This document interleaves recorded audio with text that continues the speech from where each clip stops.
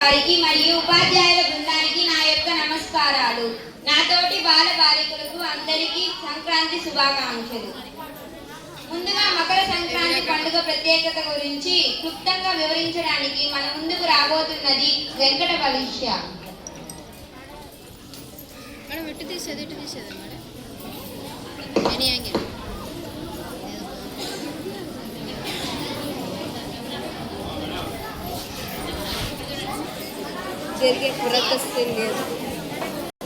వెంకట భవిష్య, నేను 7వ తరగతి చదువుతున్నాను.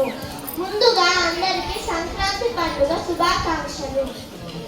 దక్షిణ భారతదేశంలోని ఆంధ్రప్రదేశ్, తెలంగాణ, తమిళనాడు రాష్ట్రాలలో మన హిందువులు జరుపుకునే సాంప్రదాయ పండుగలలో మన సంక్రాంతి పండుగ ఎంతో విశిష్టమైన మరియు ప్రాముఖ్యమైన పెద్ద పండుగ. అన్ని పండుగలు తిథి ఆధారంగా జరుపుకుంటే సంక్రాంతి పండుగ మాత్రం సూర్యగమనం ఆధారంగా జరుపుకుంటాము. అంటే సూర్యుడు మకర రాశిలో ప్రవేశించినప్పుడు జరుపుకునే పండుగనే సంక్రాంతి లేదా మకర సంక్రాంతి అంటారు.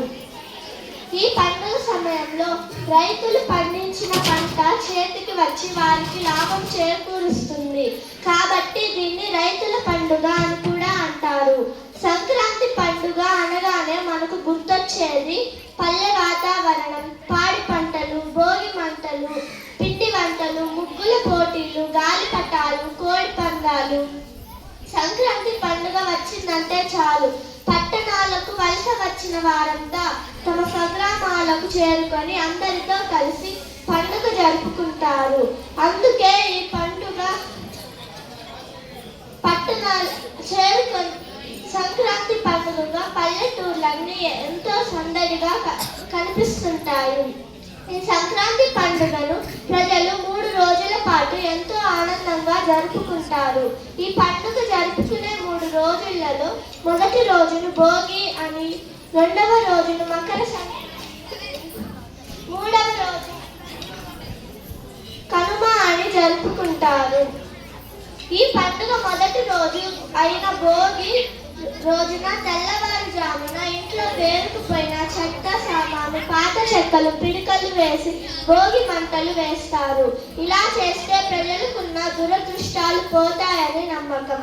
అలాగే రంగురంగుల ముగ్గులు వేయడం, స్నానాలు చేసి కొత్త బట్టలు ధరించడం, పాలు పొంగించడం చేస్తారు. భోగి పండ్లు కూడా పోస్తారు.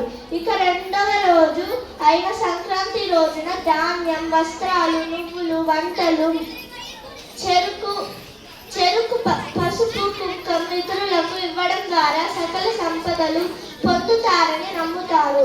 ఇక 3వ రోజు కనుమ. ఈ పండుగ చివరి రోజు. ఈ చివరి రోజున ప్రజలు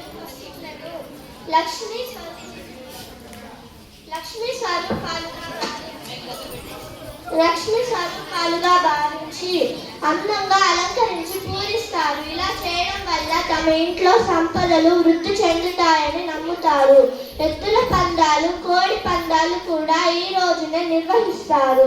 అందరూ ఒకరికొకరు తోడుంటూ కలిసి సహజీవనం సాగించాలి అనే సంకేతాలతో ఈ పండుగ 3వ రోజున ఒక రథం ముగ్గు తాడును మరొక ఇంటి వారి ముగ్గుతో కలుపుతూ వేసి ఈ సంక్రాంతి పండుగను సాగనంపుతారు. ఈ రోజుతో సంక్రాంతి పండుగ ముగుస్తుంది. ధన్యవాదాలు.